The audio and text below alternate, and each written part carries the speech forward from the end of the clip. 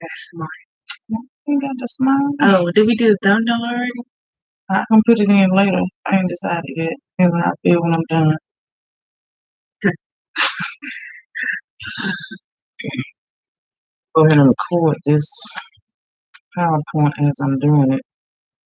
So to do it later. So I'm getting a little better managing my time. It's 5:03. 5:06.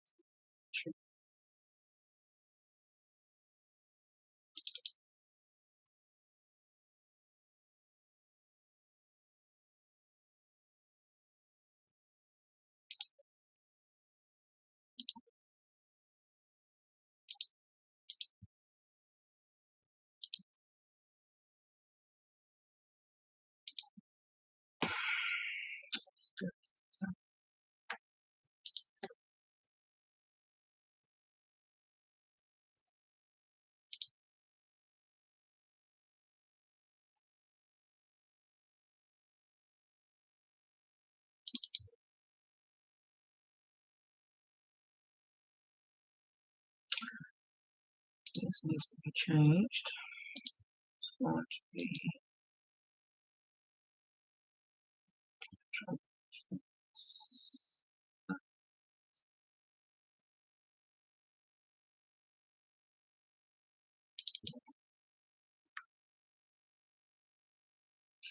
yeah, I'm gonna change it to pre-recordings because us coming on here live right now without our numbers being up, just too much strain. So, till that improves, we're gonna start pre-recording.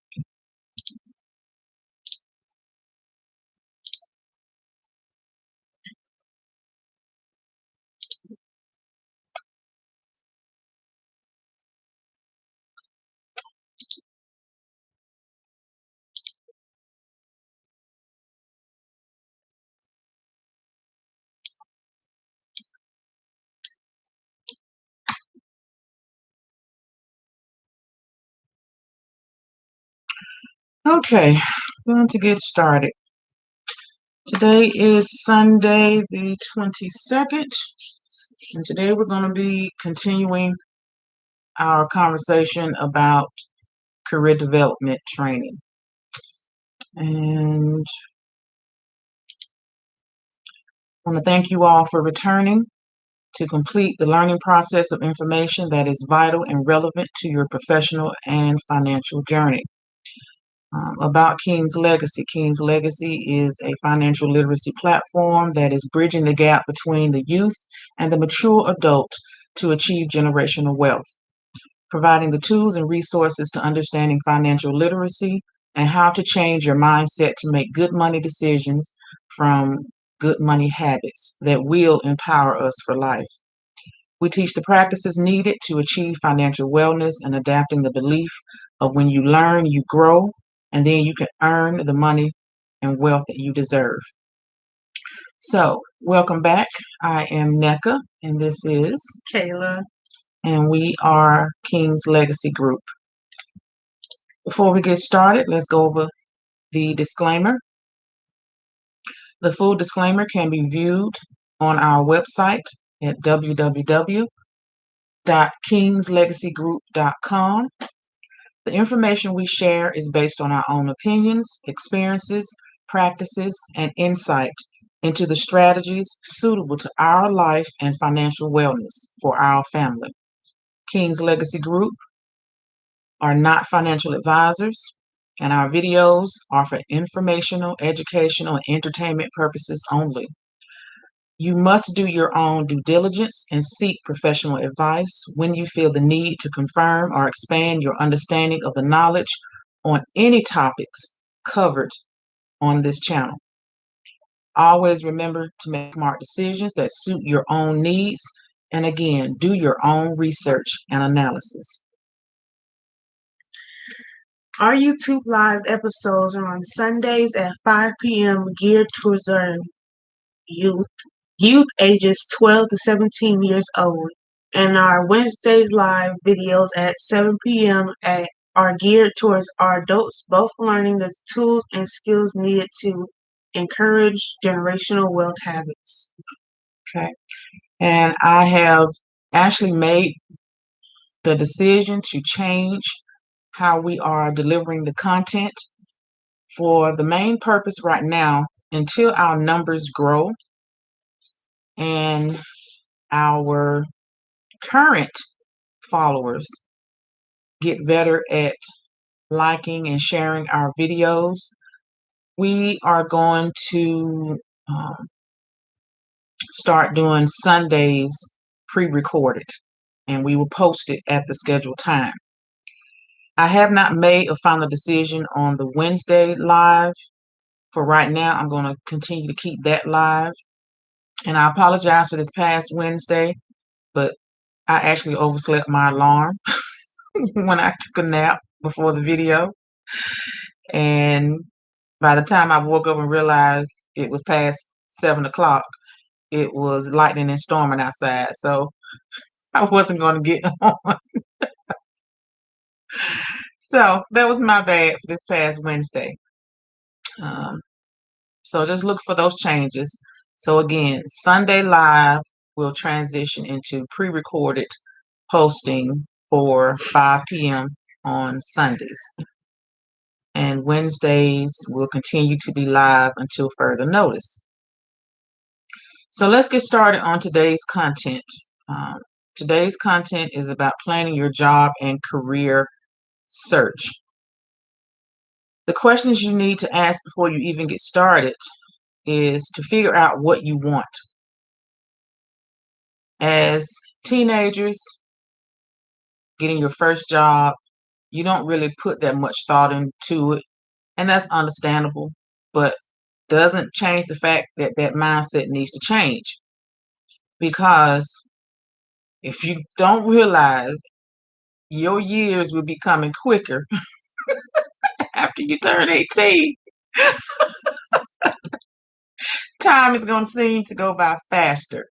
So the decisions you make are just as important in a career as it is in job seeking. So the whole purpose of this is to teach you all to change your mindset, make better decisions, and to avoid the mistakes that we, your parents, have done because we didn't have anybody to instruct and mentor us. So we're giving you an easier path to follow in your decision making, even when it comes to starting out in the employment field. Yeah, most of us get jobs at the fast foods and the grocery stores first. And that's good work experience. Nothing wrong with that. But even if that's the case of you doing the standard first job experience, you need to utilize those experiences that you are learning on that job so that for your next job, which will transition into career, hopefully, you will learn how to make those better decisions and to avoid wasting time on a position or work environment or company that's not suitable for you. So, again, figuring out what you want. Once you do that, you need to research where you want to work. Again, nothing wrong with the standard first-time jobs in fast food and grocery stores and whatever the case may be.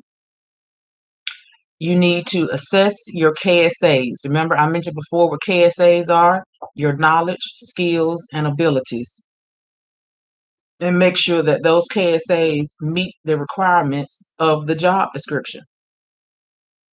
Next, you need to tailor your resume for that position. I have already given a breakdown on what your resume should consist of and given you an idea of how to structure that. But it's going to be more videos that go further into the detail of writing a resume. You need to determine if that job needs any certification, any type of licensing, whether you need to have a college degree to get that position or grow in that position. You need to determine by assessing your current KSAs whether you have enough experience to meet the requirements of that job description to determine if you qualify to get the job. Next, you need to have your documents ready. Once you have made the decision of what companies you want to apply for, you need to start getting your documents ready. Okay? When you apply online, the first document that you need to have ready is a professional, structured resume. And some positions, depending on what you're doing and what you're applying for, you need to have a cover letter ready and prepared to upload on the online application. Okay? I was supposed to have been recording this, so I won't have to redo this stuff later. God dog it.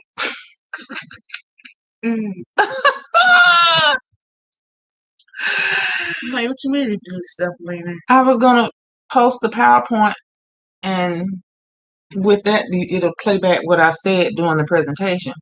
Because on YouTube, I haven't learned how to share my screen on YouTube. I have to do it through Zoom, but the only way I can do it on Zoom is to pre-record it, and then post it on YouTube later. So, God, I got to. Oh well, I've started now. Dang. Okay, the documents you would need. Again, being prepared. You need to have your state or your learner's or driver's license. You need to have your birth certificate, your social security card, not a copy, the actual card. You need to have your high school or your college transcript. Not a requirement, but it'd be helpful if you can get a recommendation letter from like a professor or a previous employer. You need to have a copy of 3 professional references of which you will provide at the actual interview. You need to have proof of your completed education.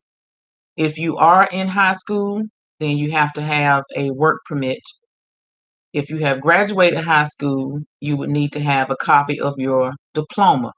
Actually, most employers will ask you to bring in the original diploma and they will make a copy. Okay? If you have graduated college, you need to have a unopened, meaning a sealed envelope of your official transcript. It has to be sealed and stamped by the school, and you can provide that to your employer. You don't give it to them, you give it to them to make a copy, and they give you the original back. Okay? If you are a current student in college, then you need to bring a copy of your transcript that shows your up-to-date credit hours. Okay? That's sufficient to show that you're an active college student if you have not completed your college degree. You need to have your direct deposit form from your bank so that when you receive your paycheck, it can be direct deposited into your checking account. Depending on the job, not every job requires you to do a drug and alcohol test for pre-employment, and they should actually be paying for it themselves. But you can always ask for a copy when the results are in, just to keep for your records. So If they require a pre-employment drug alcohol test, then they will send you to get that test and they get the results. And again, you can ask for a copy of it. You need to have a job fair version of your resume. This job fair version of your resume is a quick summary of your original resume that you submitted online for the application. But you need to take the job fair resume with you to the interview to reference. And something else you need to do with your job fair resume. Well, you can either take a job fair resume or you can take your original resume, a copy of it, and on this one, you're going to have a 2-color version resume. The information that's in regular black print is the information that the employer has, that the interviewer has and has read. The colored parts of your copy is going to be the copy of the content, the experiences, the skills that you can discuss and share in the interview. You want to be able to talk about being able to answer the questions that the interviewer may ask you. You can use some of that information to respond to those questions. And that also, again, helps you communicate in the interview process. You don't want to just sit there, answer the questions, and let that be it. You also want to be able to ask questions. Okay? Again, being prepared for the interview. In the interview, if you don't have to upload, if it doesn't require you to upload your cover letter, okay, while you are applying for the job, then you should take a cover letter with you to the interview and give it to the interviewer after the interview. You're going to give them those papers after you have finished the interview. The cover letter, your recommendation letter, your professional references, and whatever else they may require you to have. So you're going to have those documents ready. All right. And as I stated, you need to practice your interview questions and be prepared to ask the questions. Just like the interviewer, the employer is assessing you to hire you, you are also assessing the employer. It's a privilege for them to hire you. So you be prepared, ask the question so you know that they are a good fit for you as well. Stop putting yourself in a job environment where you know you're not going to be happy. It's not anything close to what you want to do. You have no interest in it whatsoever. That's a waste of your time and your potential to generate the income that you desire. And I'm going to tell you right now, I know a lot of people, I myself, I've done it in the past too, but it was a lesson learned. Doing a job that you hate just because of the money is a miserable position to put yourself in. You're going to hate waking up, going to that job every day. So it's not worth it. You might like the money for a few months, but after a while, you're going to be like, this mess here ain't, I don't want to get up and go to this job. You find any excuse to call out work. Ooh, I made some good lies.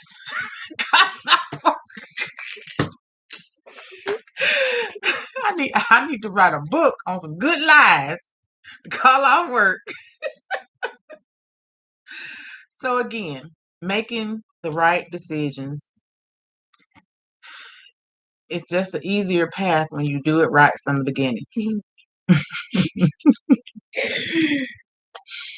Oh, I use y'all for lies sometime too. Was I even born yet? Even if you want out my belly yet, I still use it as an excuse once or twice. She's sick today. I have to stay home. I didn't try to dramatize it or add something to it. I just point blank said what it was. They couldn't dispute it. And although I did my job, they was like, well, if Nika taking off, something got to be wrong. Oh, all right. I've already gone over this before on a previous video before we did Kayla's interview. And another decision about Kayla's interview. We're going to right now just stick with Kayla participating on the Sunday videos. With our schedule right now, I'm not really able to train her the way I would like. And the time management is an issue. We have some outside interferences that are hindering our process and progress on me training her. So we're going to hold off on the extended training and actually hiring her to work on a regular basis for pay.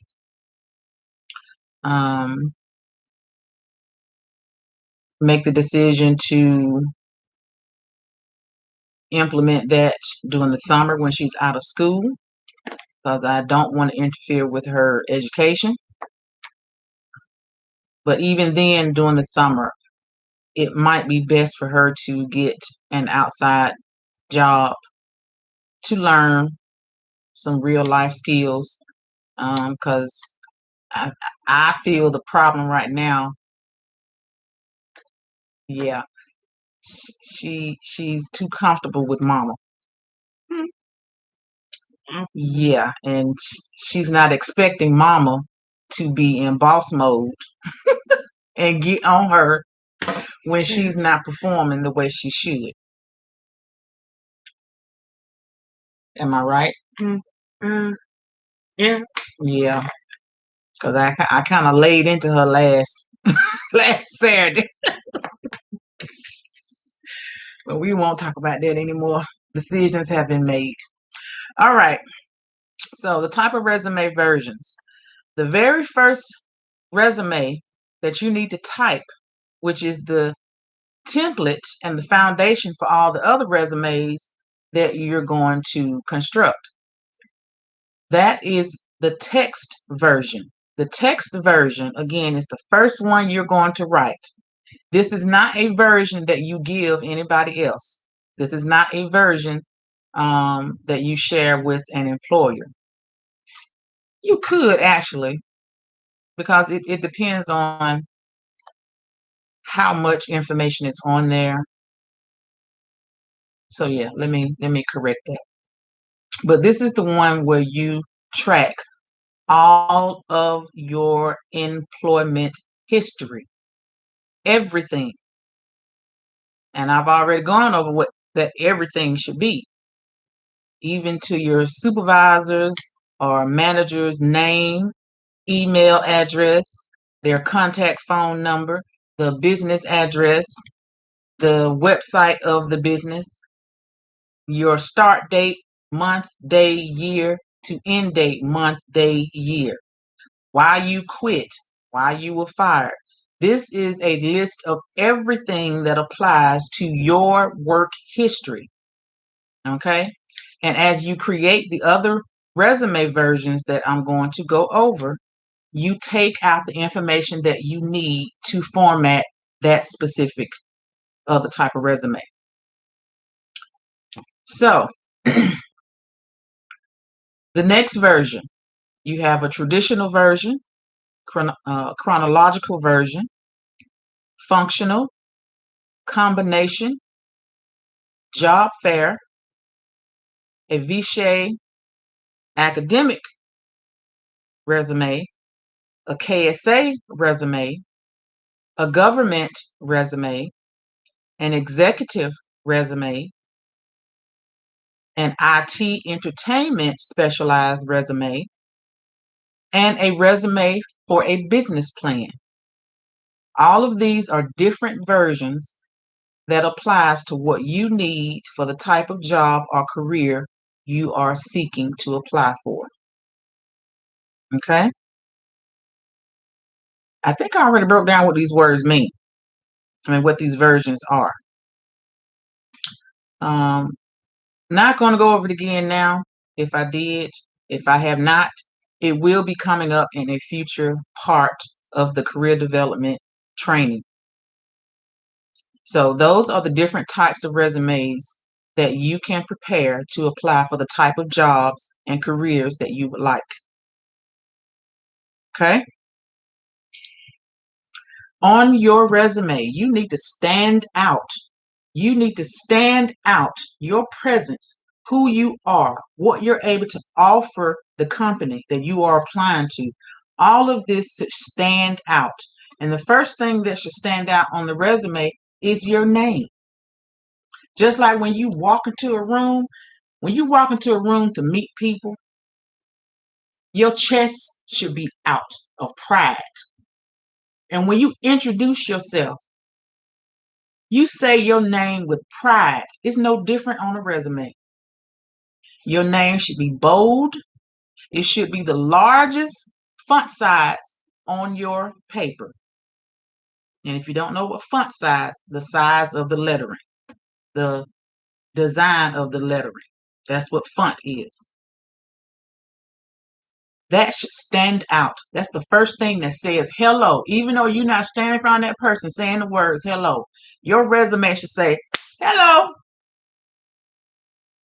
here I am. First thing you got to pay attention to, making yourself stand out on your resume. You need to make sure you have the correct contact information.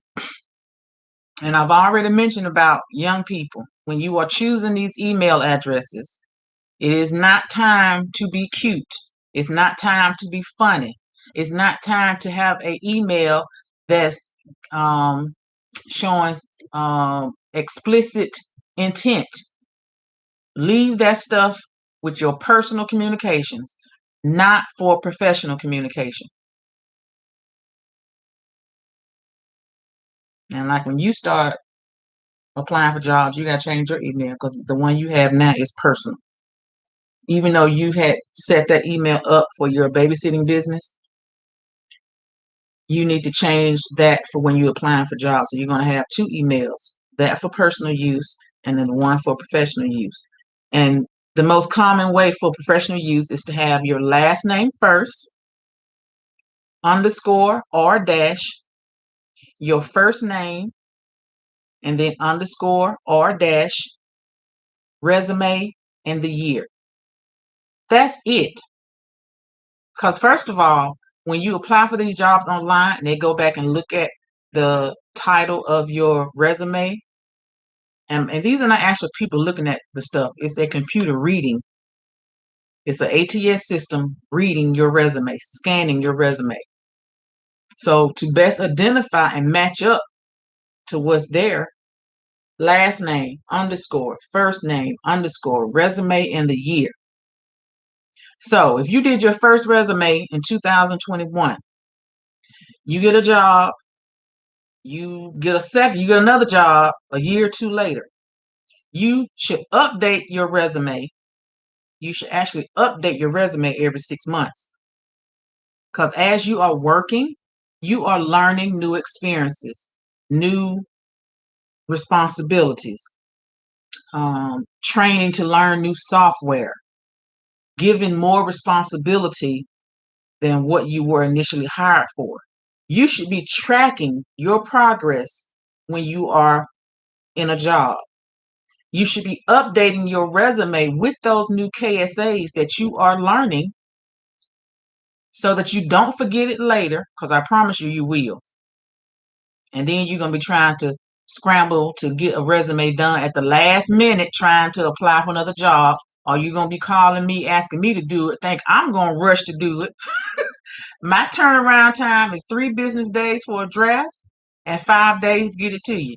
So if you need to apply for that job that's about to close in 2 days, I'm charging you more money to rush because you waited last minute.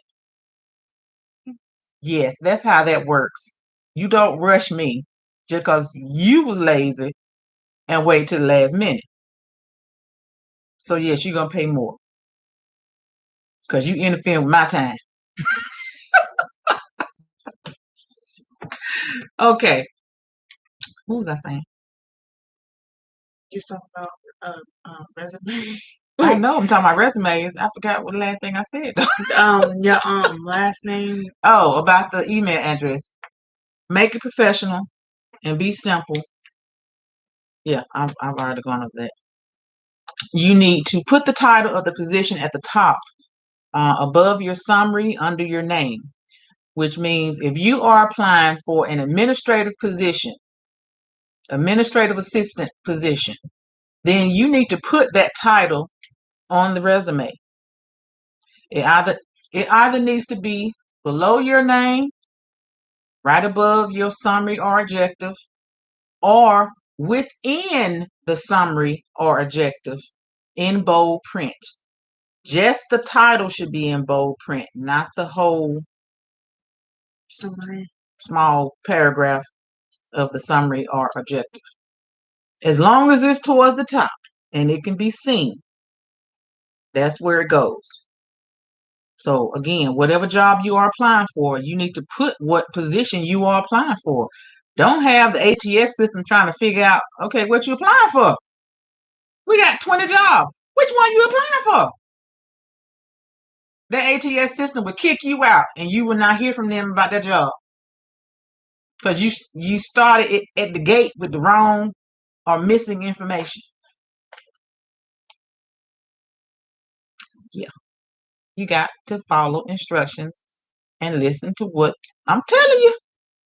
If not, you're going to waste your time applying for these jobs. Because I'm telling you, when you apply for these jobs online, man, you're going to be sitting at that computer for 3-4 hours. So you're going to go through all that and not even get a phone call for an interview just because you didn't do the basics of telling the people what job you're applying for. How are they supposed to know what you're applying for if you don't put it on there? Y'all see how they work? All right. Do not make your summary or objective too long. I used to do this in the past when I started doing resumes back in 2005. And again, there are no set rules for resume writing. There is an organization that gives you certification for resume writing, but there's no actual certified requirement of this certification. It's just there to look good for other people to believe that you know what you're talking about. So I used to try to give a lot of, well, not a lot of information, but I used to try to make that objective and summary for my clients stand out. And instead of doing like 1 or 2 sentences, I was probably doing like 3 or 4. So over time, I stopped doing that because it was just too much information. And again, with the process of how resumes are reviewed, going from human to computer, you have to minimize the information. So again, do not make your summary or objective too long. Make it 2 strong sentences, one or 2 sentences. If you have no experience, you've only had 1 or 2 jobs, you can get away with 1 sentence, 1 good strong sentence. If not, you have some experience, really try to keep it at 2. 2 long, good sentences. That's it. All right. When you start the content of the job description, your history, your work descriptions, you need to make sure that within your descriptions, you have taken out a few of the keywords of the actual job description posting. Okay. You do not have to try to fit everything So leave some content to mention in the interview, meaning you have a lot of work experience. And I used to have clients to try to tell me what to do. Yeah. They want this and want that on there.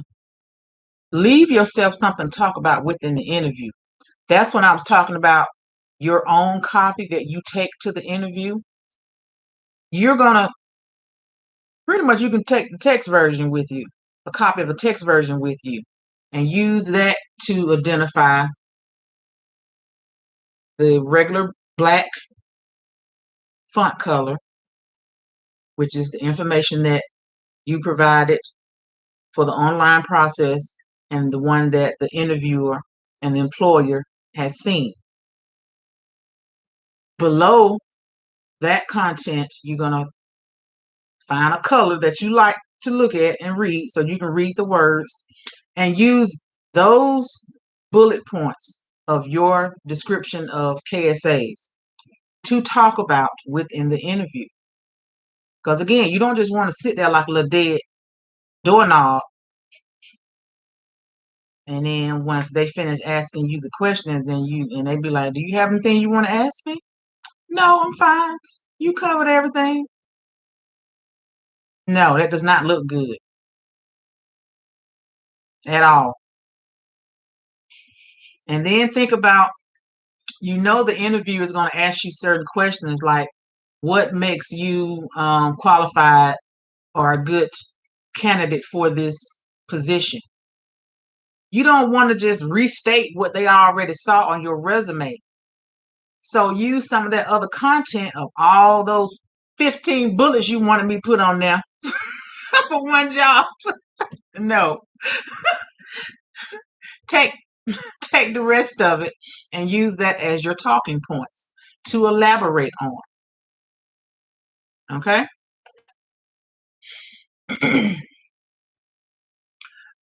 Play on your strengths during the interview. Yes, the interview is going to ask you the basic questions. What are your strengths? What are your weaknesses? It's okay to understand what your flaws are. So you can't just talk about your strengths and then just say, I'm perfect. I don't have any flaws. I don't have no mistakes. That's a lie because you're a human being. It's not good when a person can't identify what their issues are, what they need to improve on, and just think they perfect. You will not be getting a job. So please don't walk in there with that attitude. None of us are perfect. We all have weaknesses. But a strength of having a weakness is learning how to identify it and putting in the effort, the work to improve those weaknesses to become strengths. You understand? Make the ATS notice your resume. That's everything I just said.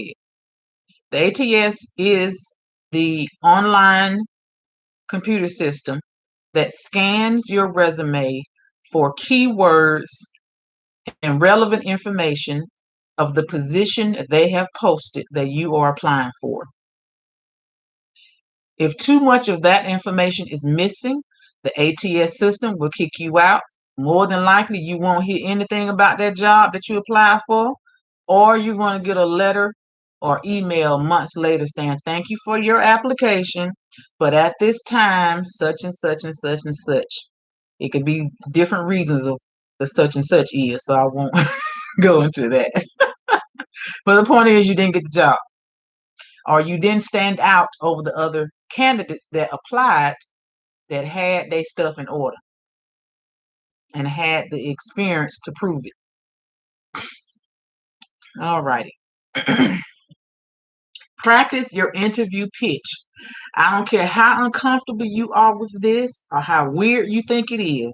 You need to sit down in front of a mirror or record yourself on your phone or your computer, or you sit down in front of a person that can give you constructive criticism on the deliverance of your interview pitch. Your interview pitch is the first thing that comes out of your mouth when the interviewer, I promise you, this is the first thing they're going to say. So tell me about yourself. That's always the first thing out their mouth. They are following a script. They are following a pattern of saying the same things over and over and over again because they interview hundreds of people. So they're not trying to switch it up for you. They're going to keep it in order. And that's the first question. So tell me about yourself. You got to be ready. You can't just sit there like, well, I, no. You can't even tell me about yourself. That's not good. That's not good. So practice your interview pitch. Just like I'm sure you have heard an elevator pitch when it comes to entrepreneurs, because you never know who you're going to come across. So you got to be ready to pitch who you are or what your business is. No difference. So I'm going to give you some ideas. It's an introduction and a closing part to elevator pitch. To an interview pitch. And it needs to be short and simple, just like an elevator pitch shouldn't be more than 2 minutes. Same thing for an interview pitch. So they ask you, so tell me about yourself. And you say, hello, I am Nneka King. I have been in operations management for the past 10 years. I have been in human resources for 6 years. I have done training and development for about 18 years. I have always been in a position of leadership on any job I have been on, and I have grown within every company I have been in based on my skills, knowledge, and abilities. The opportunities that I have been blessed with in this profession has allowed me to grow my skills and step into higher leadership positions. Again, that's part of your introduction, and then the closing part would be something personal. The beliefs I have within the workforce. I believe in exhibiting good work ethics. I try to be a engaging team member and always try to find solutions to problems. That is my mindset. I'm always trying to, I have the need to find solutions to problems. I assess things that need to be changed and I put in the work to change them. You can even be a little corny a little bit and talk about your quirks. My quirk is I am extremely organized. That's a quirk and somewhat of a weakness because I can't function in chaos. There has to be some structure. Okay, so that's my quirk, my weakness. But overall, I think that what I can offer your company, I really look forward to working here and seeing how this can be a mutual arrangement. And thank you for asking the question. That's it. That's something you got to practice. Word it whichever way you want to. Put in the information whatever you need to practice so that when the question is asked, you're ready. You're ready.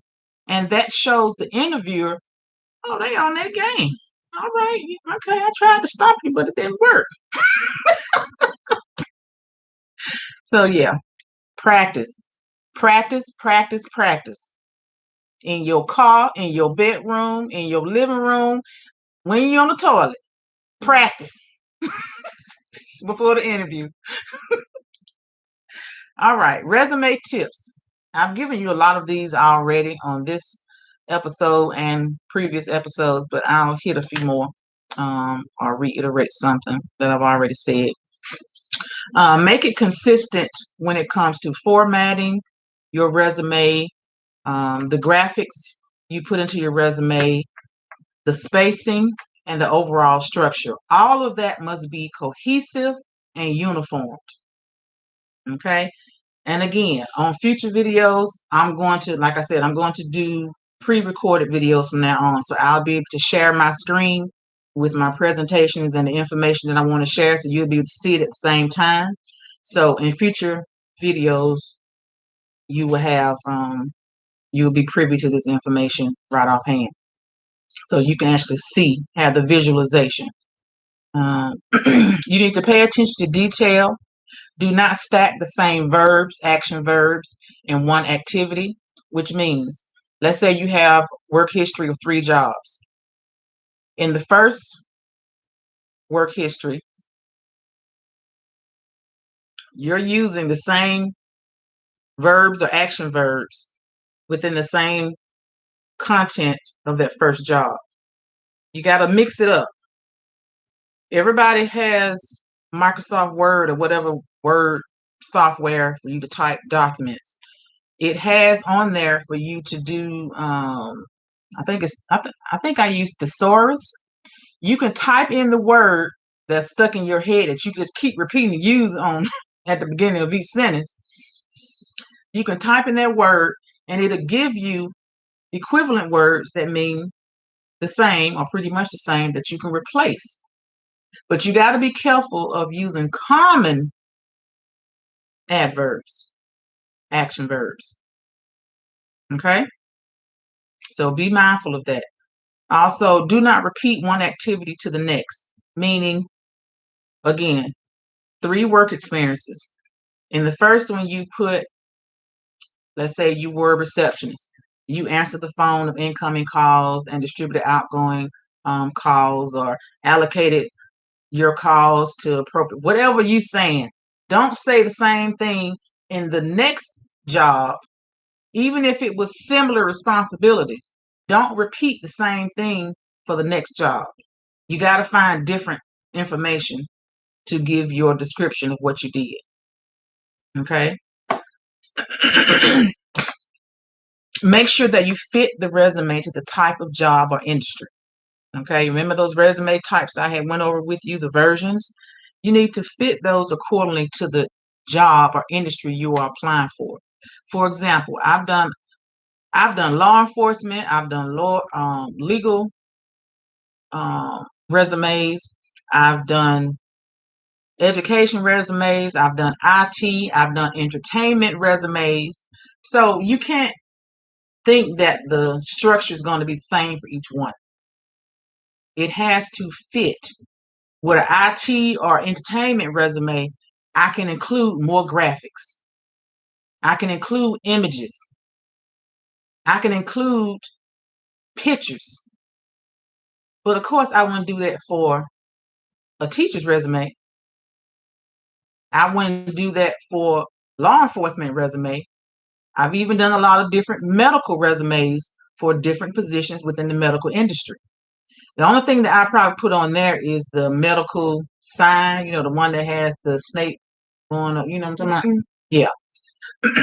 So you have to tailor to the job and the industry. Use the best one that's suited for what you are targeting.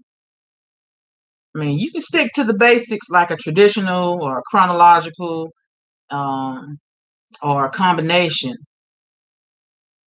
Yeah, you can, but if you applying for an IT or a graphic design position and you submit that basic format, again, you applying for a graphic design position and you submit this basic, boring resume, they probably won't even call you back.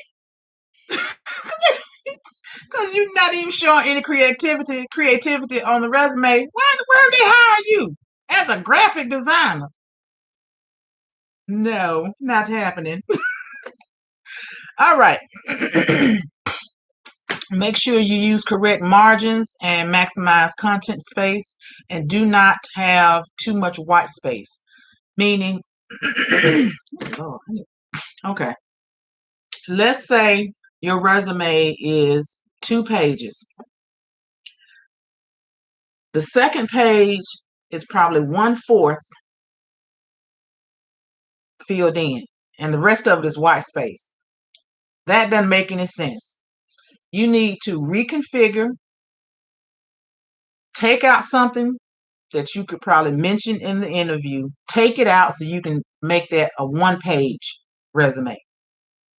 Because there's no point in having all that white space on that second page and you only got 1/4 of the top of the page with some information. It's a way you can work it out to either squeeze it up to 1 page or take out a few things or shorten a few sentences or descriptions, whatever the case may be, to make that a 1-page resume. Now, I want you all to stop listening to people that tell you shouldn't have more than 2 pages. You shouldn't do this, you shouldn't do that. There are no set rules to resume writing. The issue comes with the person that is reading the resume is too lazy to read it or even understand how it's relevant to be on a resume. You cannot tell somebody with 20, 30, 40 years experience to have a 1-page or 2-page resume unless they've been at that 1 or 2 jobs for them 30, 40 years. There's no way, because most people have more than, with a life experience, they have more than 3 or 4 jobs. So it's really the individual that's limiting you and telling you what you should and should not have. But yes, if you're a person that doesn't have that much experience, then yeah, you pretty much keep it on 1 page. But as your career and your experiences and your skills grow, you're going to utilize more pages on a resume. And I could tell you a resume that I've done with for someone. It was actually he's in law enforcement in another state, and the resume that he sent me, his original resume, to where he wasn't getting hired. His resume wasn't why even though it was 15 pages long. Yes, it was 15 pages long. But that wasn't the reason why he wasn't hired. He wasn't hired because of his arrogance. In the interview, he was perceived as arrogant, therefore wouldn't be a good fit for the environment. That's why he wasn't getting hired. So I had to help him, yes, minimize the resume. I actually got the resume down to 5 pages. I don't really want to go into the whole story of what I did with the rest of the information, or what I instructed him to do with the rest of the information that I did not include within the 5 pages. The 5 pages were legit. It was relevant to the career. He was in a career. He was progressing, and that was 30 years of experience. So he was growing in that career that he was in. So it was relevant to put what I did in those 5 pages. But I also had to counsel him on what to do within the interview process. Okay?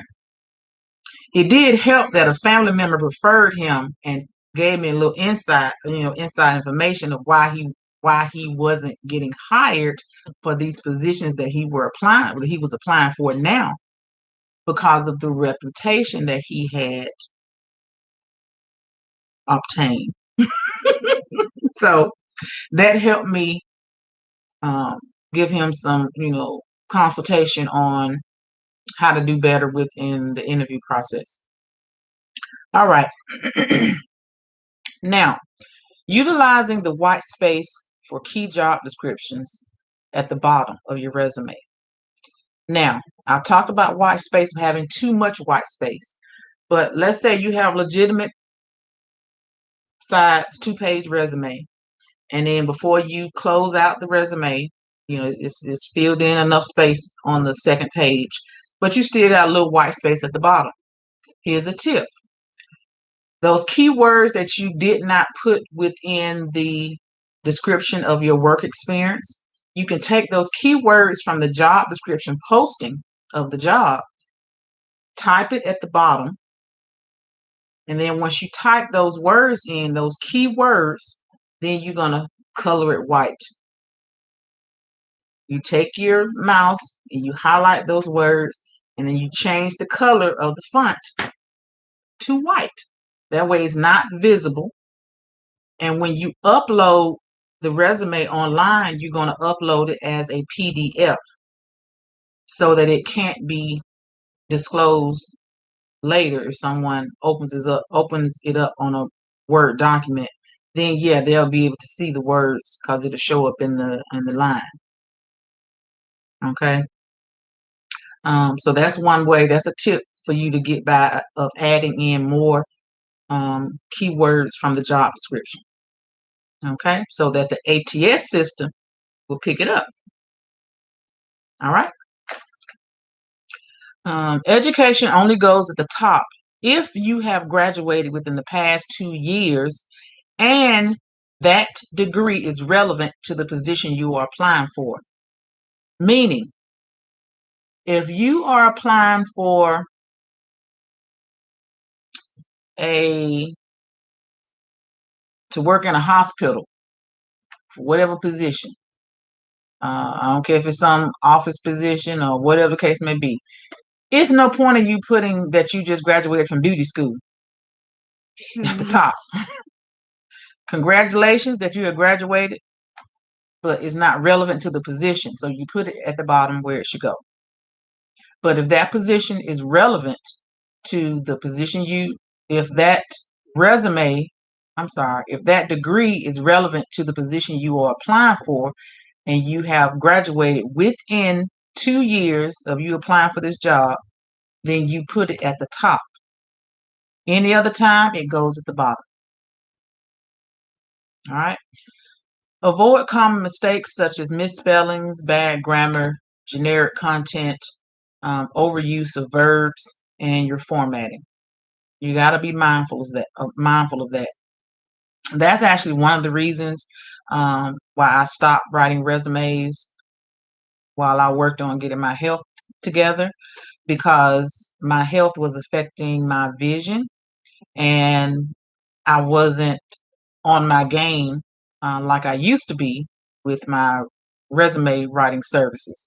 So I had to back away from that because it was adding too much stress to me trying to avoid common mistakes. Okay? Just sharing that with you. Not embarrassed by it. It's something I had to go through. And I might get back into resume writing, but right now, no. But if I do, then it'll be knowing that I'm actually ready so that I won't make the common mistakes.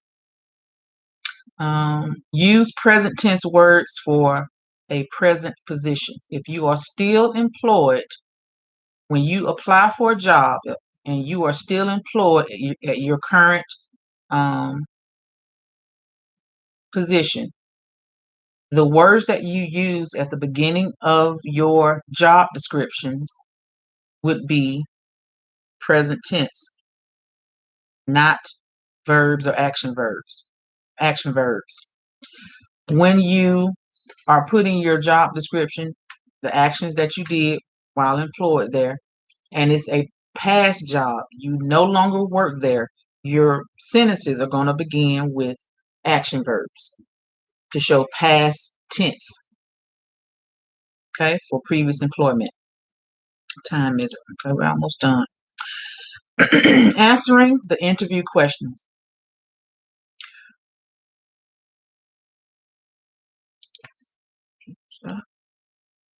What makes you the best candidate? I've already gone over this. You need to go to the job description to get the competencies. All right. You need to align your experiences For example, you write down the keywords and the competencies of the job description in one column, and then right next to it, you're going to write your experiences of being able to do those descriptions. And that's actually called a T-shaped resume or a T-shaped cover letter. It's best to use that type for a cover letter as opposed to a resume. But it shows the interviewer, the employer, your potential employer, that what they are asking you are able to provide because you have relevant experience to what they're asking. That's called a T-shaped cover letter. Like all the like T things in school. Yeah. Use extra content to talk up your KSAs. I've already mentioned this before. Practice for the interview. Practice, practice, practice, practice, practice. You have to practice until those words come out of your mouth like water, to where you're not having to read what you're going to be saying. It should become natural. With all that practicing, it should get to the point of it being natural. Unless if you have dyslexia and you have a problem with comprehension, that could be a problem. So fine, take your paper with you so that you can have that as your talking points in the interview. So if you can do it without reading, great. If you can't, no problem. You're still being prepared by taking the information with you, so you have it when you're ready. Arrive at the interview at least 15 minutes early. Do not get there on time. On time is being late for an interview. Mm-hmm. You need to get there. Yes, if you on time, if your interview is at 11 a.m. and you get there at 10:55, you late. 10:55. 10:55, and your interview is scheduled for 11 a.m. That's too late to get there. You need to get there at least 15, 20 minutes early. Because you need to walk in, present yourself. They need to sign you in, or the person that's interviewing you, if they're greeting you, they may not immediately take you to the back to the desk to start the interview because you just got there. They may need a little time to get ready themselves. So if you walking in at 10:55 and I'm supposed to be interviewing you at 11 o'clock, in my mind, you late. If you showing up 5 minutes before the time, or you showing up at 10:59 or 11 a.m. for your interview at 11 a.m., that's telling me right then you're gonna be late for work all the time. Because the first thing you're gonna do when you walk in, when you know it's close to time for your interview, you're gonna start giving excuses. Oh, I'm sorry, traffic, or the bus was late. We don't want to hear that. You already telling us this is your pattern of when if I hire you. Not saying stuff don't happen. Yeah, we human, we know that. But this is your job interview. You need to get there no later than 15 minutes early of your scheduled interview. Make sure you are properly dressed. Young men, stop wearing your pants down past your butt and stop wearing pants without a belt. I know where it came from, dude. Stop. That ain't cute. That ain't trendy. And if I was interviewing you, I would turn you around. I wouldn't even interview you. I tell you right then, thank you for coming in, but that's not necessary now. I would tell you that. Because you already showing me you're not going to be a good representative of my company. You already showing me you're a follower. You're not a leader. You already showing me you have no self-respect for yourself. So how you gonna respect others in my workplace?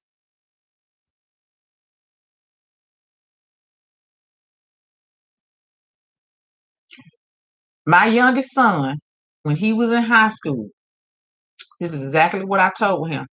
When this trend started back during that time, and I found out that he was wearing his pants down past his butt, and he was chunky.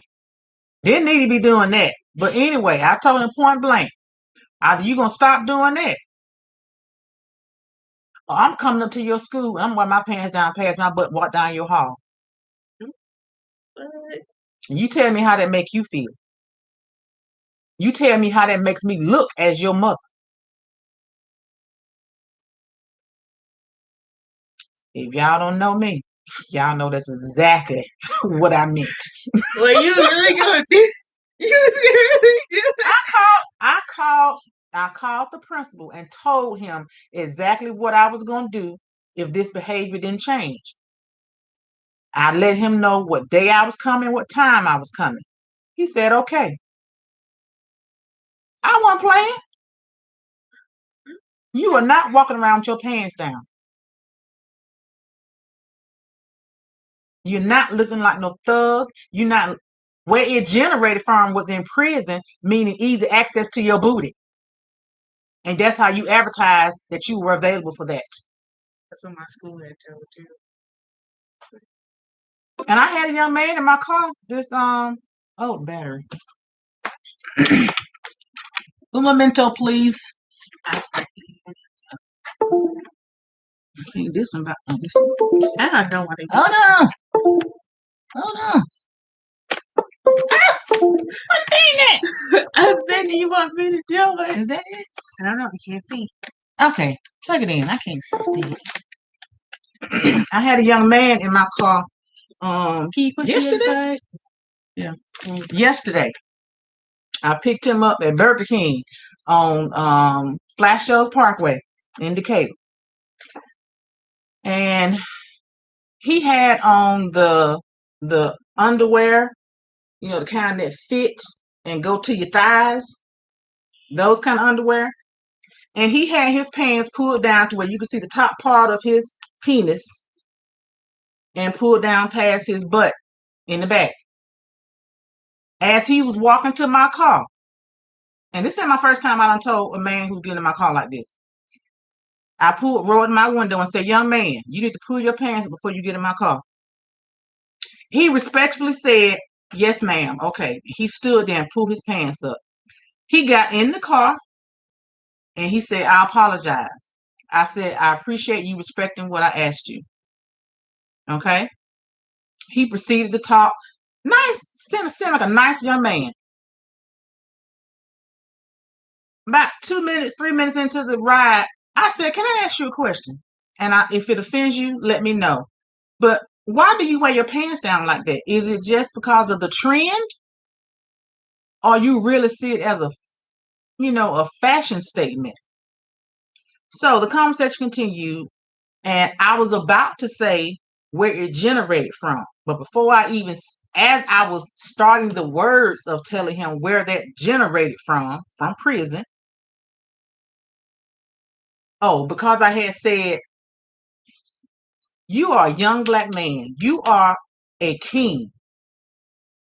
So if you ever want to find a queen, and a queen is going to have value and standards and not going to tolerate a man that wears his pants down like that. And before I was about to say where it generated from, he said, well, oh, I'm gay. I said, I don't care whether you're gay or not. So your next king. And he said, well, it'll be a queen because I'm the man of the relationship. I said, again, that's irrelevant. It ain't about whether you're gay or not. This is about how you present yourself to society, how you present yourself to people that you meet. You never know who you're going to meet. Let's say you in a certain entertainment industry and you meet an executive. They may look at you and prejudge you. If you was walking down the street as the black man you are, and you walk past me, I'm going to clutch my purse. And that doesn't matter whether you black or white. If a white man walking like that with his pants down, I'm going to prejudge the same way. Okay, well, I'm ranting. Y'all get my point. Go dressed prepared. Stop making the bad decisions that affect the opportunity that you are given in a first impression. The first impression will kill whatever intentions you have, whether that be good or not.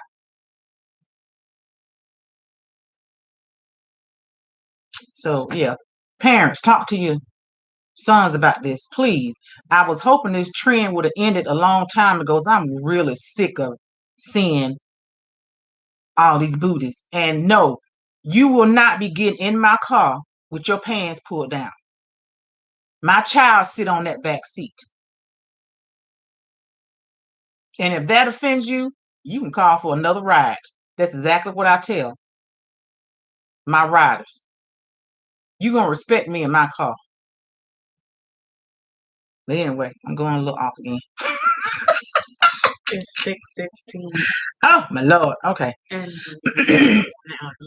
Again, talk about the results of previous work experiences, and this shows how you can solve problems and learn from situations to improve situations. All right. Your mindset, which leads to your work ethics, which leads to the value you put on yourself. Be able to listen to learn from mistakes, which is called constructive criticism. Try to improve your work performance. It's okay if you don't understand something or you don't get something the first time, but as long as you put in the work to do better and be better, you will perform better. Okay? Show initiative to learn more to master the job. Network with the right people that can help your career advancement. Go to work and do not tell your personal business or engage in gossip. Accept your flaws and grow on improving them. Be a good communicator. Learn to follow instructions. Show organizational skills. Be a change agent. Learn conflict resolution. Learn to be a good leader. Have a positive attitude. Be a team player. And most of all, respect your role and others you work with. I know that we're talking about career development, but I want to bring up something. And you all know this is a financial literacy platform. Your personal credit can affect you being able to get a job. Bad credit can mean you will be denied a job for various reasons. It shows you can't be trusted with money. It shows you could be a person who would steal from a workplace or clients. It shows that you can't manage the company's finances or records. It can show your payroll can be garnished for debt. So if you don't have your personal credit in order, that can affect you getting the job that you really want. And that's going to hurt your feelings that you sabotaged your own opportunity of getting the job that you want. Your credit is your financial GPA, and it does follow you. Okay? Your credit is used in today's economy for employment, especially for high-level income paying positions. Yep. All right, this is the end of our journey for today. Wednesday, we will get started on investing for beginners. So stay tuned and be present for this Wednesday. And this Thursday, we're doing the interview with Mr. Malcolm M.J. Harris. He's an insurance expert. He has his own insurance company. He has hundreds of employees, if not thousands. And I am so excited, and I'm just so looking forward to it. because I just like him so much. His platform goes from professional to motivational to the downright upfront in your face topics that I love. If it was me as a woman, I would be criticized. But I like the openness that he shares with his platform. So I'm really honored to be able to interview him to help us in our knowledge of life insurance and how this can help your family, especially if you are targeting generational wealth. Okay, so stay tuned for Wednesday and Thursday. The interview will be pre-recorded. The interview is going to be 11 a.m. my time. So once the interview is done, then I will do my editing or whatever, send his team a copy for them to give the go ahead to post it on my social media platform. And hopefully it won't be the last interview because I have a lot of other insurance questions. And the purpose of the questions is for me to portray the role of a client. And I'm real good at creating content. So I have the questions that most people either don't know to ask or don't know how to ask, or they forget to ask before the policy has been generated. So I hope that this won't be the last interview with Mr. Harris, and you have the opportunity to learn the extra information when it comes to life insurance. Okay, I had mentioned on the last couple of videos that I'm going to be starting my master classes this year. And one of the master classes is going to be career development. That probably won't take place until next year because the career development, I'm trying to gear towards the younger, the minors and the young adults. But it also can be for the mature adults because I've helped people in their career development, even entrepreneurs, helping them with their process. And so depending on the participation, and that will determine when that's going to start next year for career development. But my master class for other things are starting this year in October and November. I'll go over that later. So we have reached the end of our journey again. I hope that you found some value in the content shared today. So until next time, please take care of yourselves and know that knowledge is real power when you apply it. And as always, please click like, click share, make a comment if you like, and you only need to subscribe one time. I thank you for showing up and take care of yourselves. The little emoji. That's funny. All right. Good night, y'all.